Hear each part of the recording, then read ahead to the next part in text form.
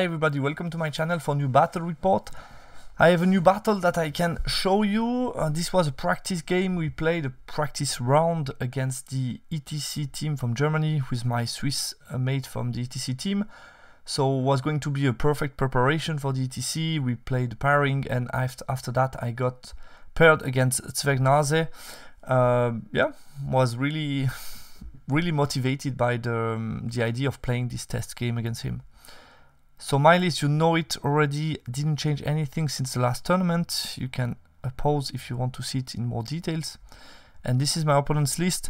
So he was playing a quite typical War of the Dark God list, which is a lot of single models. So you have an Exalted Herald, a Chosen Lord, which we see more and more in the warrior list at the moment, who is very strong in close combat, basically 6 attack strength 6 with a 1-up 4-up. One time he can get to 7 attack strength 7 with Wrath, so very effective. He can get to divine attacks, so he's quite strong on a horse, very mobile, but only 3 wounds. Then we have a Sorcerer on Dark Chariot, Adept Evocation, which is the choice that we see a lot in combination with the Exalted Herald. He can do some combat, and I had 2 spells to the list. He has also Binding Scroll, which is important. Core 10 Lust Warrior. Then he put a unit of Barbarian Horseman with the Wasteland Torch that allows the Chosen Lord to sometimes avoid some deities and also have some protection against, for example, cannon shots. 15 Barbarian as a scoring unit, a cheap one. Then a first piece of chaff. The second one will be 5 Flayers. He has the 2 Feldrak Elder, 1 time Pet Weapon, 1 time Great Weapon, and a unit of Feldrak that have, which I think it's an interesting choice, the Ban of Discipline, to be an independent scoring that doesn't care too much about potential panic test, and also add some strengths to the list with Great Weapon. So yeah, strong list, but very typical that what we see at the moment, in my opinion. So no big surprise here. Spell selection, I decided to go without the Wrath of God. The reason for that is basically he's so mobile. If I drop the Wrath of God, he can easily move away. So I picked instead End of Heaven, Trial Face, and then the usual Smite Hereditary Rod. My opponent decided to go with a reroll to wound, and then instead of another buff, he went for Aston the Horror. I think here I was a bit surprised. I think I would have picked instead another buff, like for example -1 Resilience and Discipline would have been my choice here. Maybe to explain a bit more his spell selection, he was able to go first. I think this also explains some of the choices. And then on the Exalted Herald, he went with Fly, Strength 6 Divine as manifestation, and he was able to pick Rot Within, Breath of Corruption, and Hereditary. So a mix, 3 damage spell and 3 of those, 3 other spell, yeah, Breath of Corruption being both a damage spell from distance and also useful in close combat. So the type of spell selection that you like, where you can also do something in the first stages, and then obviously you have a good magic face in combat as well. We decided for this round that we were going to play, everybody was going to play Spoil of War against the Germans. So we all play Spoil of War, which I think is one of the most interesting to train, basically because it forces more active play, like Old Ground. These are the type of secondary objective where you have an incentive to go for the map and you might see more actions. So I think this was the right choice.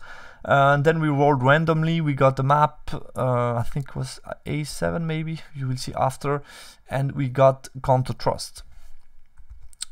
Matchup analysis. So overall, I checked a bit the maths between if there is a challenge between his Lord and my Great Khan. Still, his odds to one-shot me are not that high, and I think I have good chances then to win it, especially if you consider the fact that he might go alone against me, and he might have also to face my static res. So I think here I wasn't too concerned about that, and I felt overall this, basically the likelihood that he wants to go alone with his Lord against my Great Khan was, in my opinion, rather low. MSU, War of the Dark God, so I know how it goes. He wants to play over the whole map to exploit his mobility advantage, all the tricks with single model, I know it. So I want to limit somehow the part of the map where we play, and I think the key danger for me in this matchup is basically combo charge. As long as I'm fighting in a 1 versus 1, I think Tusker have their chance against Felderkelder, for example. My bosses against character of Felderkelder should be fine. So I felt as long as I avoid combo charges, I should be okay. Yeah, since I know very well this matchup and because of the settings, Counter Trust, Spoil of War, I would be hoping to start. Definitely the combination where I don't start and I have to show some of my deployment wasn't something I was too happy about, and I think this also influenced the ability for him to push or not. If he starts, I think he will try to rush me, especially since we are playing a training to see what he can do. And my master estimation of this matchup was a 10, but rather an unstable matchup. I played this game a lot, I think, against War of the Dark God with some changes in the list, but it's always a similar combination, it's always a similar matchup. So deployment. Yeah, I will go quite in detail in this game, especially in the early stages, because I think it's quite interesting to analyze. So first of all, the map choices. We have a very symmetrical map with basically impassable here, restraining somehow a little bit the deployment if you take into account the Counter Trust possibilities.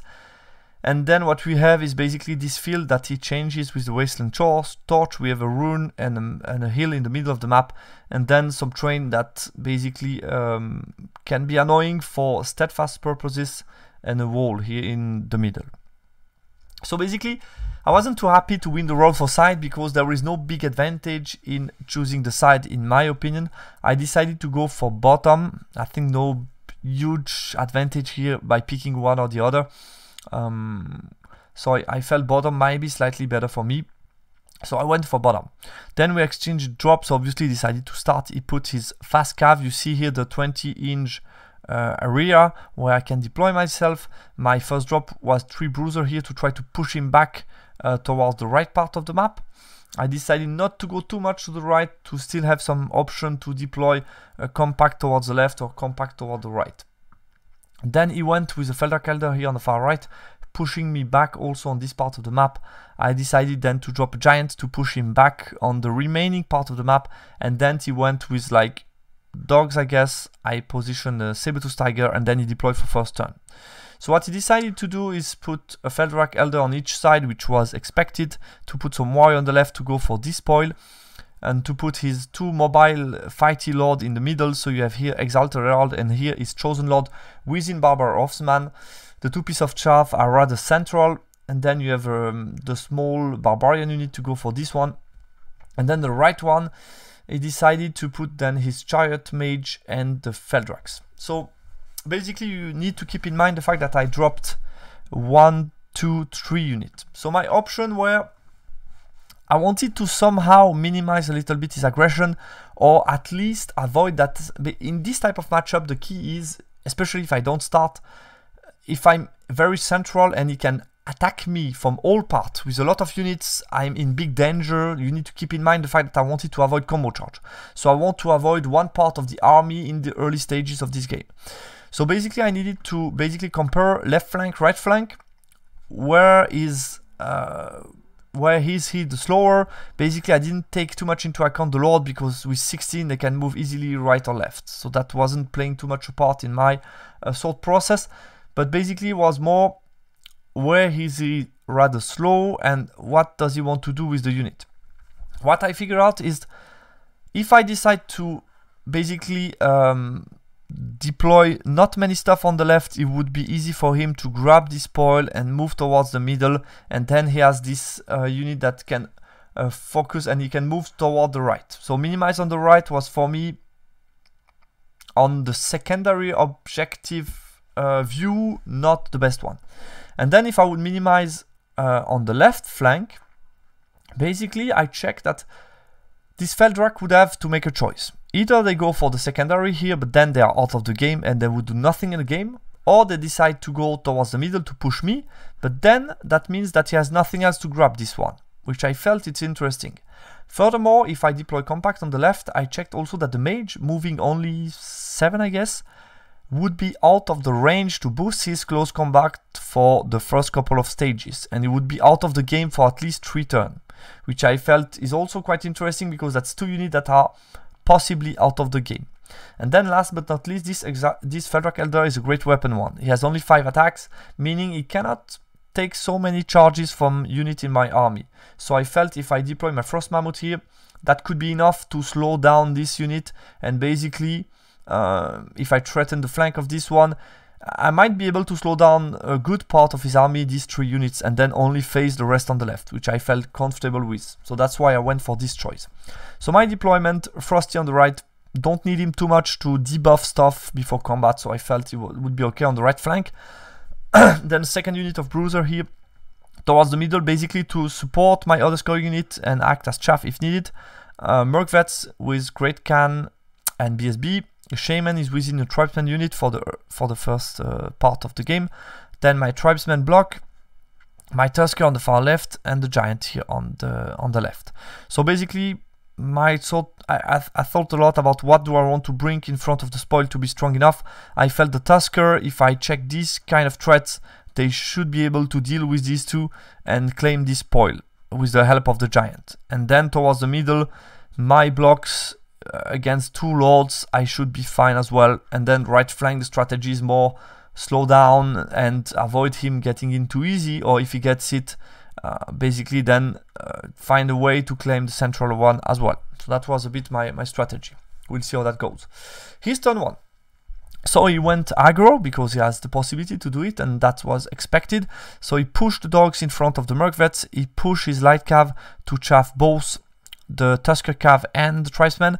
Here I didn't have the way to really avoid that, because basically my Tusker needed to be deep enough to look at that, but they needed to look that way to be able to wheel past the Giant. So I had some problems to get into a good position because of the impassable here on the left. So he chaffed both my units. So my 3 main menaces are chaffed by his 2 chaff pieces, but that means that he has no chaff left. Right flank, as expected, he leaves me with a very long charge, 6 with this one. He moves forward with the Chariot, moves forward with the Feldrak, having a line of sight on my Bruiser, but not, yeah, I don't see him with my Frosty, basically. And then the middle, he jumped from the wall into the ring, taking 2 GTs, but he passed a ward save, so he didn't lose any wounds. And then these guys just moved forward. He decided to leave his to put basically the 2 characters as close as possible to get this nice combo charge that he wants. The 2 characters against, for example, my Merc block would be an ideal combat for him, I think. In the magic phase, he got Aston the Hour and did 1 wound to my Frosty, didn't get too much. Then he tried to do Breast Weapon, but failed the cast and fizzle. And then I dispel Hereditary and I dispel Rot Within against the Tuskers. My turn 1. So here I have a couple of choices to make. What I notice is the fact that my Giant has a flank charge on his cavalry. And as you can see, since he wanted to be as close as possible to my Merc-Vets, I think if he missed the fact that if I charge the flank, then basically his Lord cannot strike. And he's in deep trouble. But I see why he wanted this position, but at the same time it's too much of a risk to expose his flank like that to a 7 charge from my Giant. And he realized that as soon as I declare my charge. So I declare this charge. I think he cannot flee. Not sure about that, but anyway, he decided to hold and pass the terror check as well. So I think he could have fled, maybe. But he passed the terror check and decided to hold to the flank. So I would be on with a charge, a flank, a big flank, D3 impact hit and 6 attack strength 5 against most likely 4 attack strength 4 on 4+, 5+. So I should be winning by enough to make him break or make him get at least a very hard break test. And then basically he could have some counter charge, but I would be in position to counter charge after. Because of the impassable and the position, I checked a bit who could charge the chaff because I wanted to get rid of it. I missed a bit the fact that he was facing towards the right, and I decided to charge with the Tuskers, checking that after I killed them, I would be in a good position to be out of line of sight of them and the Exalted Herald, but give a front to these guys. So I was really happy about the new position that I wouldn't be able to get without entering into this combat. But I missed the fact that this is a nudge trap, like we say. So I declared that charge. I should have taken it with the Tribesmen instead. Because basically I don't want to engage my Tribesmen with stuff that wouldn't break them easily because of Steadfast. Then I decide to charge with my bruisers against his dogs to the flank, and that was it for the charges. So I get the charge on a 7 with my giant, which I was happy with. Got no wounds from DTs, which I wouldn't mind too much because that would be extra attacks and extra likelihood to break him. My Tusker charged that way, and then I decided to move back. I was concerned about possible combat after, and also option to flank me with stuff like warriors, so I decided not to move too much with the... I couldn't move around in a good way, so I just moved back my tribesmen in a position to see more stuff and protect their flank with the impassable a little bit. Move back with tribesmen, move my shaman within the unit, and then I positioned myself. I was able to get within 12 with all my shooting from the Exalted Herald, meaning I would hit him on 6+ with poison. So I felt that was going to be interesting, because if I get a good run of shooting plus magic, plus then him charging out, stand and shoot DTs, that could be too much if he really wants to engage against them. These guys just moved back 3, and I made sure that if he charged me, I get a safe flee pass with rally within 9 rerollable. I moved my dog to the right because I felt that's where I would need the chaff, and also wanted to be out of line of sight for hereditary of his Exalted Herald. And also I decided to take a risk. That's something I usually don't do. Like I mentioned at the beginning, my idea was to slow him down. Here I decided to take a risk. Basically I wanted to see if the Harpon, the D3 wounds, hunting spear were worth it or not. So I positioned myself within 12 to throw him 2 spears, thinking if he charged me I can then stand and shoot again. So that would be 4 multiple wound, strength 5, multiple wound D3 spears. Wanted to try that out.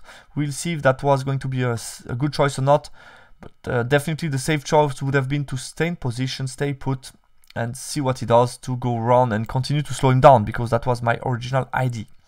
Magic Phase. He Binding Scroll Smite the Unbeliever to avoid me, basically I think getting him -1 strength. So to get the best odd of staying in combat. Then I was on card number 1, so I did Trial Face against his Exalted Herald, did 1 wound. Then I did Hand of Heaven against him as well, and did also 1 wound. Shooting attack. I did shoot with my poison shots, so 10 poison shot plus 4 from the BSB, plus the Ogre Crossbow against his Exalted Herald. I managed to wound him 2 times, but he passes 2 ward saves, so I did nothing. And then shooting from the Frosty did nothing. Close combat, yeah, here happened. I did the giant first, so I did 3 wounds to him. He did 0 to me, so I had a charge, a flank, a big flank, 3 wounds. He had, I guess, a standard. Yeah, standard. He was losing by 4. Didn't manage to pass his 5 rerollable break test. Fled, but fled enough to escape my giant, so I didn't manage to catch him, which was a bit sad, but was still a good operation. And then my Tuskers against them, yeah, happened what I feared would happen after I realized that I was in the back. Basically, I kill 4 with impact hit. I need to nudge here, and then when I reform, I basically need to choose whether I want to give a flank to the Feldwag Elder or to the Exalted Herald, but I cannot get both in the front. These guys, they just deal with dogs and reform, and that's it for my turn 1. His turn 2, so he decided to charge, which surprised me a bit. Exalted Herald, he has 3 wounds left onto my Merc Vets. I stand and shoot. He did totally 3 saves, between armor saves on 6 up and then ward save on 4 up. He did 3 saves, so he could already be dead, but he's not dead and suffer nothing from DTs. So still 3 wounds left. I have the Cagad Eyes, so this is going to be very interesting. He didn't rally those guys who continue to flee, so this was a test on a 9, no reroll. So this is huge. Continues to flee and jumped all the way there. Charge with the 3 guys against my bruiser as expected. I fled. Decided to charge against my Mammoth. I decided to stand and shoot. I did nothing to him, so we are going to be in combat and see what happens. But here I see already that I most likely did a mistake, and here he charged my flank, and that's it. So this is also going to be very challenging for me, but I had no way to really avoid that, and I couldn't give the flank to the Exalted Herald, because if I would have done that, it would have been front with him, flank with that, break me, overrun into tribesmen, and then I have no counter charge, and this is the worst case for me. So I couldn't, I didn't want to avoid to allow him to get that, so that's why I positioned that way. He moves his warrior on the secondary, moves these guys. I think they failed the march and they just move back 2 to make the charge longer for my giant. And the chariot continued to move forward, try to look at the center. Magic phase. I binding scroll Rot Within because if he cast that by forcing it on my Merc Vets, I would be in trouble because my Great Khan would be hitting on 5s instead of on 4. I don't want that. He get Toxic Breath with eye roll. I let that go. Doesn't matter much for me because he wounds me only on 6 up. And I dispel reroll to wound on... He was too far here, so I think that was going to be on him. Reroll to wound, dispel that. Close combat. Middle maybe first. He did 1 wound to me. You will see the stat. Here I have the stat. So Exalted Herald, so this was a bit less likely. Should have done most likely between 2 and 3 wounds. Wasn't too likely that he would kill me in one go. That's why I didn't feel too bad about this combat. He did 1 wound to me, which I was happy with. I strike after, so I have 5 attack on 4+, 2+, and then he has 4+ ward save, and I do multiple wound D3. I don't know the odds because with my software I cannot calculate with multiple wound D3, so I don't know the odds of killing him. But I wound 1 time and I roll a 1 on the life point. So he loses 1 wound, he has 2 wounds left. He has a charge and a wound. I have a wound, a rank, and 2 standards, so he loses by how much does he lose? He has a charge. He has a wound, so that's 2. I have a wound, a rank, and 2 standards. So he loses by 2, I guess. But here I wrote down he loses by 1. I don't know why. Maybe I'm missing something, but I think he should have lost by 2. He failed the test and loses another wound, meaning he has 1 wound left. But I think he could have died here. If he loses by 2, he would have died. I don't know if I'm missing something, maybe. I'm not sure. But I wrote down he loses by 1 and lost another wound. So he has 1 wound left. So I don't know how, but yeah, I think he should have died if I can't write. Strange. This close combat Feldrak Elder should do most likely between 1 and 3 wounds. He did, I think, 4 wounds to me. Totally 3 and 1. Had a charge, a flank, and a big flank. I did a lot. I did like 3 wounds to him, I think. I lost by 3, I guess. I have a standard. I think I lost by something like 3. And I had a rerollable check on a 6 to pass, and I passed it, and I even passed the reform. So, lucky me, I would say. So I think we both basically hit this orange part of the odds where it was not so likely that he did 4 wounds, and it wasn't too likely that with 7 attack I would do 3 wounds to him, if I remember correctly. And here, no miracle, I did nothing to him going first. He attacks me and did 3 wounds, 2 wounds to me or 3 wounds, and I break. Basically, I lose by too much, I fail my check, and he decided to restrain, passed the restrain check, and I fled off the board. So I'm getting punished for this huge mistake. My turn 2. So here we see in combat, I reform 3 white to have 2 ranks this time. My tribesman boss this time decided to march forward, and the giant decided not to charge. So basically what I decided to do is trap this one, and I decided the tribesmen don't want to have too much to deal with this type of unit. I felt I really want to secure that one, and I need a decent scoring unit because I didn't expect the Tusker to hold too much against the Feldrak Elder second round. So I felt, first of all, I cannot give a flank to these guys and a front to him, or the opposite. So I need to make sure that both are in my front to have no trouble with them. So that's why I moved that way, and also was a good way to basically get a good option to secure that one with the tribesmen and to react. So I trap them with the giant, trap them with the tribesmen. That's the idea. And this guy, the idea is that he doesn't get any good charges against them. Then second aspect, I march the bruises on the central token to force him to react. He's out of line of sight of all his dangerous stuff and very far away from this guy, so I felt okay. Rally these guys on a 9 rerollable looking upwards. Here we see in combat and move back the dogs to not suffer from mark check and make sure I can chaff when I need to. These guys just move slightly backwards. In my magic phase, I got hereditary off on my Merc Vets. He fluffed completely the dispel, and I was quite happy to get that off. Then I got I tried to get -1 strength on this one, but it dispelled that, and I got Rod of Battle on these guys to make sure my Great Khan strike on 3+ wounds on the 2-up and get a very good chance to kill him this time. I tried to try face on the warrior with my remaining dice, but failed to do anything. Close combat, the Tusker, he did 3 wounds to me. I did 0 to him this time, which was a bit sad. I lose by 2 and I fled, and he didn't run me down, stopped before the impassable, and I ended up all the way here suffering a couple of DTs. I have one guy left with one wound basically.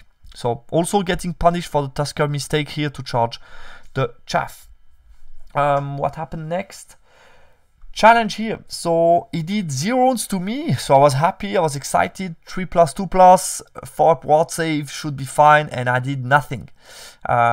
He has a test to make on -4, 2 ranks, 2 standard, -4 rollable, so should be 5 rollable, I guess, and 5 minimize, sorry, not rollable, 5 minimize, and he passed that one, so that was okay for him. His turn 3. So couple of charges. Because he broke me here, he could charge my flank on the 9 Swift Stride, get that one. He charged the other flank with the 9 Swift Stride, get that one as well. Charge with them on a 10 Swift Stride rollable onto my flank. Luckily for me, he failed at least that one, so that was okay. And then he double charge on an 11, I guess, with the chariot onto my flank and the barbarian on the front. So I was curious about that one. I think it could go either way. Wanted to try out, took a little risk here to force him to react. Failed the mount check with the warrior, turn around to face me, basically giving me charges. And then here you can see the fleeing Tuskers, and basically that's it. So this is going to be very interesting. This is my Death Star. I have 2 buffs off. I am still full Merc Vets, 3 character in the unit. This is going to be very, very interesting, and we might see already how this game is going to go at the end of this round. And these guys finally rally on the 9 this time, so that was a good news, at least for him. Magic phase. So the good news, again, it was too far to buff this combat, at least to buff the most interesting stuff with his chariot. So here we see my original game plan to pay off. So he got, I think, did he get something from magic? I don't know. I think I dispel hereditary on the cat, at least. And I don't know what else he got, but I think nothing, more or less. So not a good magic phase. What happened in the close combat? He did, in the challenge, he did 3 wounds to my Great Khan. I'm alive with 1 wound remaining, so he was, remember, he was wounding me on -1 to wound, so I felt, yeah, this was a bit more than expected, but I'm still alive, and then I was going to strike last. Here is a great weapon guy, but full life, he didn't suffer any DTs. I go before him with 11 attack from Merc Vets on the 2-up because of Rod of Battle, so 2-up poison and then 5-up. I did 3 or 4 wounds to him. Then to the flank, I had only the BSB going because of misplacement. He's just not able to maximize with the second guy, which was a mistake from my part. Should have been a bit more down. Didn't measure that out carefully. He goes against my BSB, did 3 wounds to my BSB. I'm still alive. I go back, I did like 2 wounds or 1 wound, and he's still alive with 1 or 2 wounds. So too bad, I'm going to die next turn most likely. And this one, strike against my Shaman with 5 attacks on a 3+, and he killed me outright. So I lost the Shaman, and then my Great Khan goes and killed the Exalted Herald. So at least that's that. So I'm still in combat. Steadfast 9 rollable passed, no problem, and I still have in both flank one of these Feldrak, but I'm confident that I should be able to kill both next round because they don't have so many health points left, and I have some good charges. Central combat. So the odds. Basically that's a bit the odds that should do the Barbarian, so it's between 2 and 5 wounds, more or less. He did only 2 wounds, which is, yeah, not the most likely outcome, but still within the range that you can expect. You can remember he has 16 attack on a 3+, 4+, and then I have a 5 armor save. So he did only 2 wounds, and then my attacks, I should be between 2 and 5 wounds as well. I did in return, considering the fact that I don't lose 1 model, because then this chart changes. But I did 3 wounds with my attack, which is somehow expected. And then with the 3 stomps, I did as well 3. So yeah, I rolled better than him, definitely. Which means I win combat. Is not steadfast anymore because he has only 1 rank left. So not steadfast anymore, he broke. I decided to let him go, restrain, turn around to be able to charge this Feldrak on a 5. So basically I have Bruiser here, Tribesman here to counter charge. Should be not bad. My turn 3. So I got these charges. I failed the Bruiser into his flank on a 5. This one is automatic, this one is not automatic. Here I charged first with the Tribesman. He decided to flee, and then I charged with the Giant. He flee and just stopped before the end of the board, but I catch him with the Giant, failed charge with the Tribesman. So that's fine. And here this close combat, and I didn't rally the Tusker. Will continue to flee here. This was a rally on a 4 rerollable, I guess. Magic Face, no Magic Face anymore because my magic is dead. And then I kill both. This guy, I think 2 wounds remaining. I kill him with the Mercvet's attack. I think I had 3 Mercvets in contacts, something like 16 attacks on a 3+ poison and then 5+, and I kill him before he goes. And here he kills my BSB, but I kill him in return as well. So no more Feldrak Elder. I'm still alive with the unit, and I reform looking towards the right. These guys are fleeing, these guys are not here anymore. So basically we're in a situation end of turn 3 where he has only these units left, which is not enough to try to rush me to get some points. I'm in a perfect spot to basically, I have both secondary objective. He's not in a position to contest that. So we decided to stop the game here to avoid getting to bed too late, and we already saw what would happen. In an ETC game, his point was he would hide the stuff behind the hill, basically making it impossible for me to catch him. He's too far away and he can hide behind the hill. I don't have any magic more. It doesn't have any magic more other than 1 damage spell, so we are not likely to do anything to each other. So we just stop here, count the points, and I get secondary objective. This is the end picture, how it looks like. So as you can see, he cannot do much. Here I think a rally on 7. Basically here it's done, I will get that one, and then I still have enough Mercvets to put him in danger. If he decided to come forward, he's likely to lose some points. And I think the key part that makes him impossible to attack anymore with 3 units is the fact that I still have 1, 2, 3, 4 chaff available if I need to. So I think this is just too much. But I lost both the BSB and the mage in the process of this combat. So yeah, this is quite huge, and depending a lot on the fact that the Exalted Herald was able to pin me down long enough. I got Exalted Herald, both Feldrak Elder, the Wolves, the Chaff pieces basically, which makes it 2609. Maybe the Barbarian, but doesn't change the overall count, and with secondary objective makes it a 15-5. So I lost half the Great Khan, the old BSB, the old Shaman, full Tuskers, and the Frosty as well, which makes it 15-5, because I didn't rally the Tusker. We just rolled for that, didn't rally them. Post-game analysis, yeah, this was really interesting to analyze again. Hard condition, I think this was very good test for me. The hardest condition I could expect in this particular matchup. Counter Trust, I didn't start. The map wasn't too interesting for me, and the Warrior was able to start. Deployment, I think I made a key mistake here. I should have changed the Tusker and the Frost Mammoth position. I will show you why after. Yeah, I think my opponent made the first mistake, which was give the flank to the Giant, which basically after that it cut completely the push of the Warrior's Dark God, because the Lord wasn't here anymore to help the push and to get into combat as well. I got trapped in the nudge trap, so to say. I should have tried charge instead with the Tribesman. This was dumb mistakes, and I paid a heavy price for it. When you check the board situation, definitely I wanted to try out something since it was a practice, but I know that the right decision is just to get more patient with the Frosty in this particular situation. And here I was asking myself why the Exalted Herald took so much risk to engage in a 1-on-1 combat against the Great Khan, considering the fact that I have static res. Even if, despite the odds, kills me, he's going to die after. So I think this plan is mostly valid if he's able then to support the combat also with the second Lord. But the fact that the Lord fled, I think this should be a change of plan, and this wasn't anymore the best plan to try to go into this combat, in my opinion at least. I could be wrong on that, but that's my point of view. I think if you check all the odds between my shots, stand-in shots, DTs, attacks, I think it's quite likely that he dies and that my Great Khan is still alive. And then I'm able, before that he supports with the both flank charges, I'm able to reform and stand and shoot on stuff and basically make sure that I'm in the front, and if you go against me, you are in big trouble. So I think here that was a risky move that paid off for him, because he was able to pin me down long enough, but still with that, you see it's Merc Vet. So even in the flanks, I'm able to attack with 16 attack or first one, 11 attack poison. That's just a lot for them without the Lord support.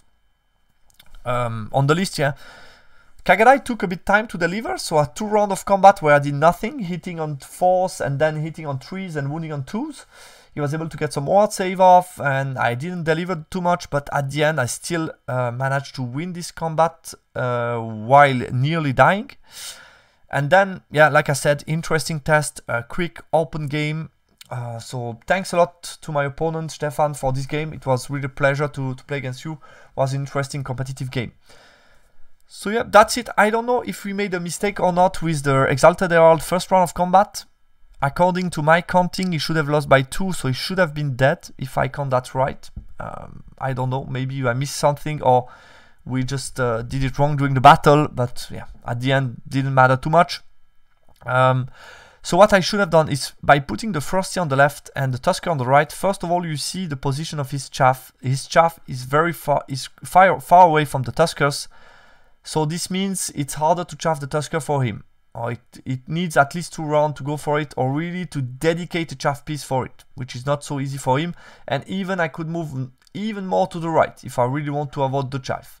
And then if he's not able to chaff me, basically it means that these guys are in a position to threaten most of this stuff. He cannot move freely and getting a charge of any of this, which means that at some point he would need to put something in front of me, being that or a chaff piece that he's able to bring to this side, and then get a combo charge against me. But not so easy, and this also opens me a possibility to maybe get this spoil, depending on how things goes on the right flank.